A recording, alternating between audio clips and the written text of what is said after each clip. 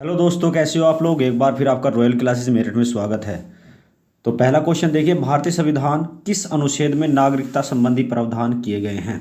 अनुच्छेद 2 से 5 में, अनुच्छेद 5 से 11 में, अनुच्छेद 1 से 12 में, अनुच्छेद 2 से 15 में। इसका सही करेक्ट आंसर आपको बताना, और सही करेक्ट आंसर आपका हो जाएगा इसमें 5 से 11 में। और 5 से 11 की अगर बात करते हैं तो आता है वो आपका भाग 2 में। भाग 2 में नागरिकता का प्रावधान है और अनुच्छेद 5 से 11 है। अगले क्वेश्चन पे चलते हैं। अगला क्वेश्चन देखिए क्या कहता है। भारतीय संविधान किस प्रकार की नागरिकता प्रदान करता है, बताइए। भारत में किस प्रकार की नागरिकता पाई जाती है, इकहरी, दोहरी, दोनों या इनमें से कोई नहीं। इसका सही करेक्ट आंसर आपको बताना, और वो है आपका जो है इकहरी नागरिकता। इकहरी का मतलब होता है एकल नागरिकता। एकल नागरिकता यानी कि भारत जो है बस एकल नागरिकता का प्रावधान भारत के संविधान में किया गया, और ये ब्रिटेन से ली गई है। आपको ये भी याद करके रखना है।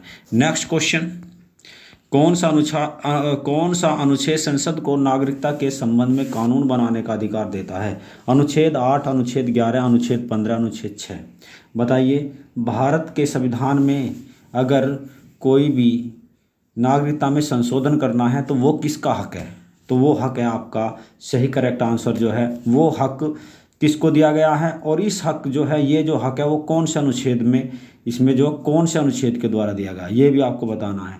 हक तो दिया गया है अनुच्छेद 11 के द्वारा, लेकिन वो हक किसे मिला, वो मिला है आपको क्या है, संसद को। किसको मिला है, संसद को। ये भी आपको याद करके रखना है।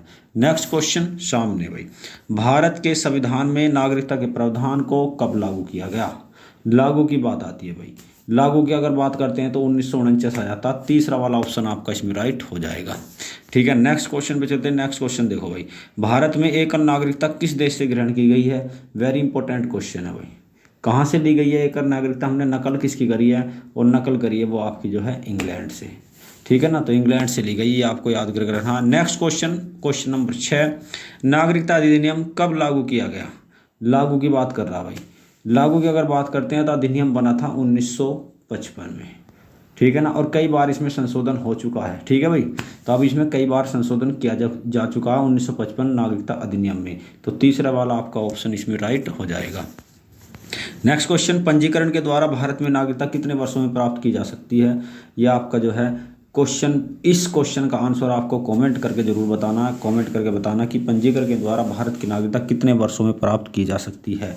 ठीक है, तो आप कमेंट कीजिए इस क्वेश्चन का आंसर। नेक्स्ट क्वेश्चन पे चलते हैं। तो नेक्स्ट क्वेश्चन देखिए भाई, देशीयकरण के द्वारा नागरिकता प्राप्त करने का अधिकार क्या है। ठीक है भाई, देशीयकरण के द्वारा नागरिकता प्राप्त करने का अधिकार क्या है। अगर कोई देशीय यानी कि देशीयकरण के द्वारा नागरिकता प्राप्त करता है तो उसका क्या आधार होगा। उसका आधार होगा जन्म होगा, वंश होगा, चयन होगा या क्षेत्रीय होगा। तो देशीयकरण के द्वारा जो नागरिकता प्राप्त कर सकता है वो कर सकता है आपका क्या है, यानी कि कहने का मतलब ये है कि वो वंश के आधार पर कर सकता है। ठीक है भाई, नेक्स्ट क्वेश्चन पे चलते हैं। नेक्स्ट क्वेश्चन देखिए, भारतीय नागरिकता किसके द्वारा दी जाती है। प्रधानमंत्री, राष्ट्रपति, गृह मंत्रालय या इनमें से विदेश मंत्रालय के द्वारा। बताइए, नेक्स्ट इसका जो हो जाता है आपका, वो आ जाता है आपका गृह मंत्रालय के द्वारा। तीसरे वाला ऑप्शन आपका राइट हो जाएगा। नेक्स्ट क्वेश्चन पे चलते हैं, भारत के किस राज्य में सामान्य नागरिकता संहिता लागू है। सिक्किम, गोवा, दिल्ली, कर्नाटक। नागरिक सिविल संहिता का उल्लेख जो है अनुच्छेद 44 में किया गया है कि भारत में एक ही कानून होगा, सभी लोग जितने भारतीय हैं सब एक कानून को फॉलो करेंगे। अब ये पूरे भारत में लागू नहीं है, लेकिन इसका जो अगर बात करते हैं तो ये कौन से राज्य में लागू है, वो है आपका गोवा। दूसरे वाला आपका ऑप्शन ठीक हो जाएगा। अगर आपको ये वीडियो अच्छी लगी तो आप इसे लाइक करो, शेयर करना और सब्सक्राइब करना। फिर एक अच्छी वीडियो के साथ मिलेंगे। Okay, bye bye.